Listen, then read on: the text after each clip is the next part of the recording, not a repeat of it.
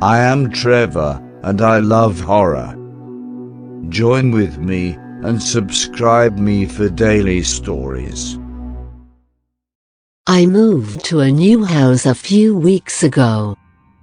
It was a simple two-story house in the hills of West Virginia down a fairly residential road nestled between a cluster of looming trees. It had been on the market for a long time apparently, so I purchased it at an almost criminal price. I couldn't figure out why, the foundation solid and the interior in amazing condition. It was at the end of the street, my neighboring residents scattered before me like an audience in a throne room. It was just outside of a small town, a quaint, fairly poor stretch of the state. I was pleased with the move. I was away from the noise of DC and, more importantly, away from the bad memories I left behind. A broken marriage, the loss of a beautiful apartment, and an inevitable divorce. Thanks God I didn't have any kids. My new home offered seclusion and privacy while also hosting a receptive community. Within the first couple days I had met all my neighbors, each of them quite a different flavor of humanity than I was used to. Their casual ways and welcoming attitudes were gratefully accepted by myself, a stark contrast to the cold, business-like nature of the big city. I unpacked fairly quickly. I had left most of my belongings in the city with my example. I wanted a fresh start, ridding myself of unwanted ties to the life I was leaving. Once I was settled and with Halloween approaching, I decided to decorate my house with the usual seasonal decor. I wanted to show my new neighbors that I could be just as welcoming as they had been to me. I didn't want to be the creepy single guy at the end of the street. After a quick trip to the local supermarket, I was soon placing pumpkins on my front steps, stringing cotton cobwebs along the shrubbery, and even going so far as to purchase a plastic mummy along the front steps. Along with the decorations, I made sure to get more than enough candy for the expected trick-or-treaters, my shopping cart filling quickly with candy corn, full-size candy bars, and assorted mixes. Being my first Halloween in a new neighborhood, I wanted to give out the best stuff. As Halloween drew closer, I noticed the surrounding houses weren't putting on a show like I was. No pumpkins, no golden wreaths, no plastic ghosts, nothing. I shrugged it off, now hoping I wasn't coming off as tacky. The day before Halloween, I asked one of my neighbors down the street what I should expect in terms of trick-or-treaters. He gave me a hesitant look and then informed me that no one really came down this street hunting for candy. I felt my heart sink. I had been looking forward to seeing the local costumes and pieced together outfits that riddled every October 31st. None? I asked, trying not to let my disappointment show. He shook his head and told me that maybe there'd be one or two at most. He then said something strange that made me pause. He said that if they knew what was good for them, they wouldn't risk it. I asked him what he meant and he seemed eager to separate himself from the subject. I pressed further and finally he looked into my eyes and told me on Halloween I should shut my lights off and lock my doors. He told me to stay away from the windows. Confused, I asked him what he was talking about. He leaned in close, pointing towards the distant hills, and whispered, "If you know what's good for you, you'll go to bed early and wait for sunrise." Nothing good comes out of those hills on Halloween." And with that he turned away and went into his house. I snorted, dumbfounded. What the hell was he talking about? What was in the hills? I easily brushed the conversation away, dismissing it as some ridiculous fiction.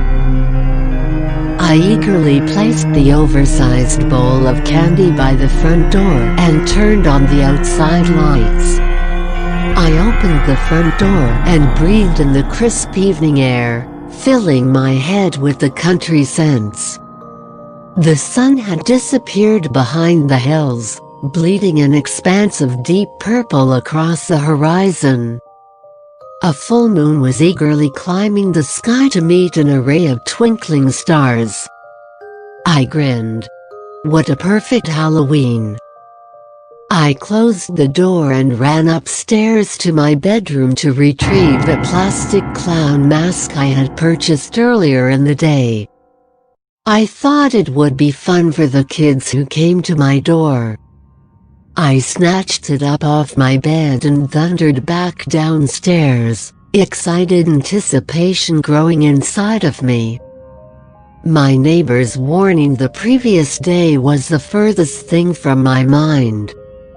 If he didn't want to give out candy, that was fine, but I refused to open the door empty-handed in case someone did come. I went into my living room and plopped myself down in a chair by the window. From there I had a perfect view of my front lawn and driveway. The handful of trees occupying the quarter-acre before me towered into the night air, their empty branches reaching for the brilliant moon like twisting claws. I reached for a book and turned on a lamp, the growing darkness outside now creeping into my house. I read for a while, occasionally looking outside in hopes of spotting some trick-or-treaters. I noticed that every other house on the street was pitch black. No lights, no movement, nothing. All the windows had curtains drawn across them, shielding them from the street. What a bunch of downers, I mused. In direct contrast, my house was lit up like a beacon, a shining torch at the end of a dark runway. I went back to my book, pushing my neighbor's lack of holiday cheer aside.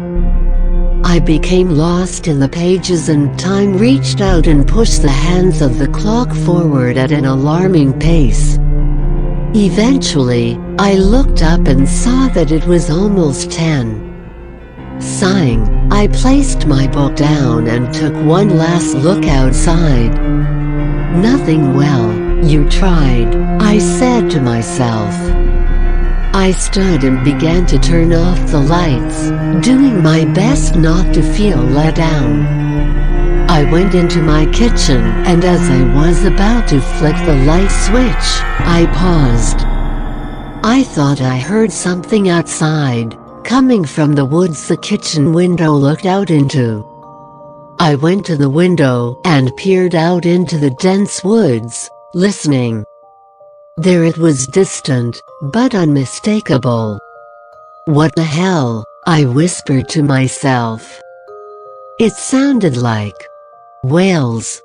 I cracked the window and turned my head, waiting for a repeat of the sound. After a few moments, it came a low wailing cry, then two, then three, all mixing together to form a creeping howl that echoed across the woods. What on earth? I thought, a shiver running through me. What is that? The cry repeated, the distant notes hovering and filling the night.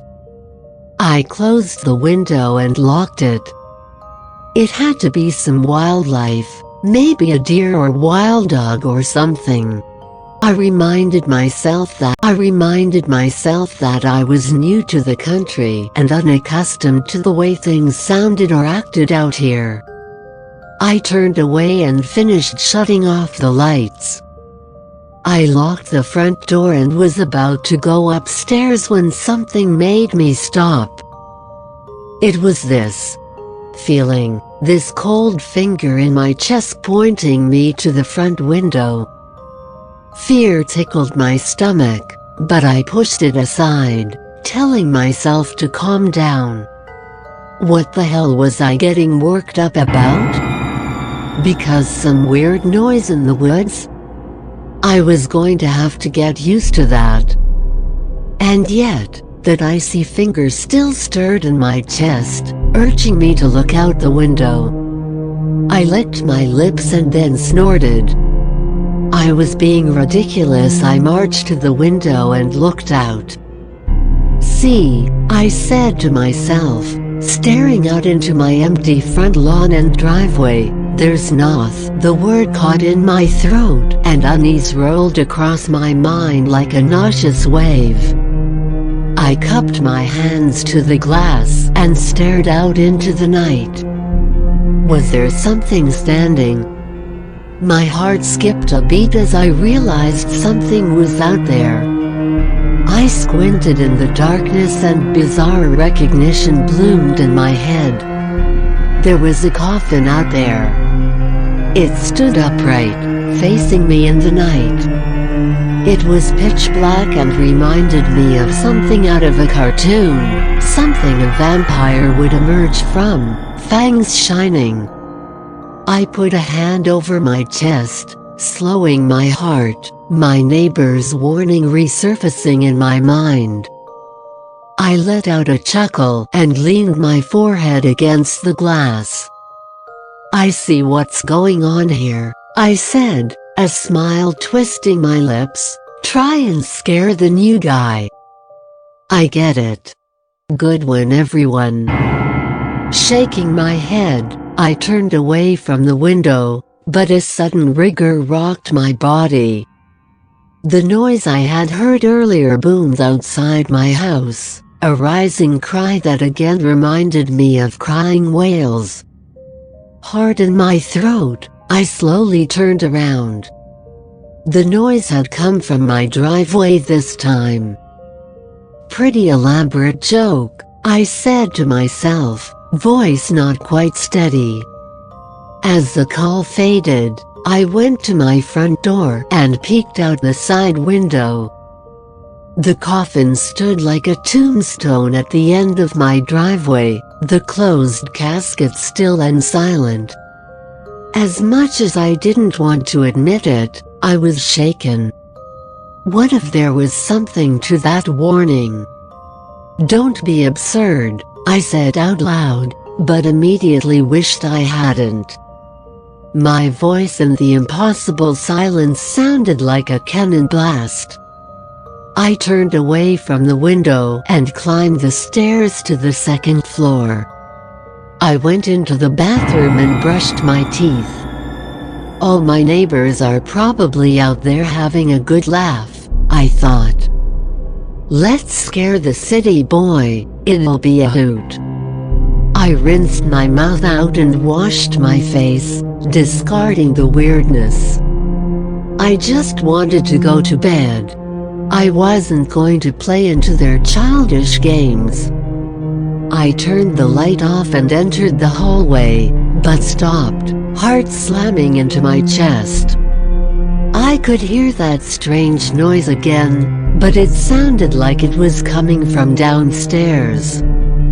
It sounded like it was coming from my kitchen. "What the hell?" I whispered in the stillness as the noise died in silence. I crept to the balcony, peeked down. My eyes went wide and a coil of fear snaked around my throat. My front door was wide open. "Okay, enough is enough," I croaked. Cautiously, I went to the stairs, my eyes trained on the open door. I swallowed hard, feeling unease and terror rising in mind like a cold mountain. I suddenly stumbled and fell backwards up the stairs, shock rocketing through me like hot venom. The coffin was standing upright in the foyer, facing the kitchen. I scrambled to my feet and raked my mind. What the hell was going on? A gentle breeze drifted through the open door and curled up the stairs to lick my ankles. I placed my hand on the balcony, now staring directly down at the coffin. It remained motionless, a dark smudge in the dim black. I cleared my throat. "Okay everyone, very funny," I said, trying to control the fear in my voice. "You got me. Come on out now." I blinked and in that instant, the coffin vanished. I leaned down over the railing, scrubbing my eyes. There was no way. What is happening? My frantic mind screamed, "What is going on?" And that's when I noticed a black outline to my left, at the far end of the hall by my bedroom. I spun, eyes going wide, my breath leaving me in a rush of stale terror. The coffin stood, now facing me mere feet away. I crashed into my bathroom and slammed the door, leaning against it, heart thundering against my ribcage like a chaotic drum. Sweat had formed on the back of my neck and my hands shook as I scrambled to lock the door. What is that thing? What is it doing in my house? I thought, jiggling the door handle to make sure it was secure. I waited for some sound, some kind of movement, but none came. I counted off the minutes in my head, each second lasting an eternity. What the hell was I supposed to do here? The unnerving nature of the whole thing left my mind in shambles, the eerie invasion warping my sense of order. Suddenly, a soft coo slithered between the cracks in the door, a gentle call like a chorus of whispering wails. I jumped and backed away from the door, licking my dry lips. I could feel something on the other side of the wood, begging me to confront it. "Get out of my house!" I cried with little conviction. "Leave me alone." The strange call continued, a soft, almost taunting string of melodic misery and hunger. And then the door shook as something heavy thundered into it, splintering the wood. I screamed, falling to the floor as my limbs gave way to fear. Unknown prayer flew from my lips as another thud cascaded into the small space, rocking the hinges. Sweat trickled into my eyes, and I looked around desperately for something to defend myself with. I grabbed a pair of scissors off the sink and clutched them to my chest, terror unearthing my imagination to form scenes of violence if the door gave way. Trick or treat. Hello? Anyone home? My eyes went wide in the darkness, the young voice slicing through the air like a razor from downstairs. The barrage against the door immediately stopped and a false silence returned. "I don't think anyone's home," a second voice stated, her voice muffled. It sounded like two young girls. "Look at all this candy though." Yes, jackpot. I stood, still grasping the scissors, every ounce of me yearning to call out, warn the unfortunate late-night trick-or-treaters about the invader. But cowardice kept my mouth shut as I went to the door and put my ear to the wood. I could hear the two girls scooping candy out of the big glass bowl I had left by the door. "Run, run, run," my mind screamed, placing a hand on the locked door. Suddenly, the entire house filled with the low sad call, the melody rising to an ear-splitting level. I slammed my hands over my ears, wincing, heart leaping into my throat. From downstairs I heard the girls scream, and then something crashed to the floor in a spray of glass. One of the girls was screaming for her friend. Another crash rocked the house, the vibration running through the floor up my trembling legs. The same girl was now screaming for help, her voice cracking with hysteria, like she was seeing something that defied every sense of understanding. "You have to do something," my mind screamed. "Those are children down there." Taking a deep breath, I unlocked the door and threw it open. I stumbled as another thud shook the house from down below and I tripped, sprawling to the floor. The screaming had stopped. The haunting cries had ceased. I reached out and retrieved the scissors I had dropped, my palms sweaty. Staying on my stomach, I crawled to the balcony and looked out between the spokes. A pool of blood crept across the floor, spreading like a rising bog across the wood. A thick swath of blood trailed across the floor and out the open door, into the night. The girls were gone and the house sat in silence. "No, no, no, no," I cried internally, vomit tickling the back of my throat. I wiped sweat from my eyes, surveying the scene with horrified clarity. Bloody handprints stained the walls, trailing dark blood upwards. Like the girls had been lifted towards the ceiling. The coffin was nowhere to be seen. "What have I done?" I cried, tears forming in my eyes. "Jesus, what have I done?" Guilt swarmed me along with a sickening sense of dread. In the distance, far into the night, I thought I heard the familiar low cry echo across the hills. It sounded like mockery. The local police arrived shortly after. My frantic phone call didn't do much to inform them what they were walking into, but the looks on their faces told me they already knew. Unspoken conversation passed between them as I explained the horrific events of the night. I thought they were going to lock me away, tell me I was crazy. But they didn't. They were silent through the whole thing, grim looks tightening their faces. When I mentioned the coffin, I saw their eyes meet. As more officers and detectives arrived, one of the police pulled me outside away from the others. In a morbid voice, he whispered something to me. He told me to get away from this place. When I pressed him, he looked towards the hills and then hissed something in a desperate voice. He told me that even hell has a front door.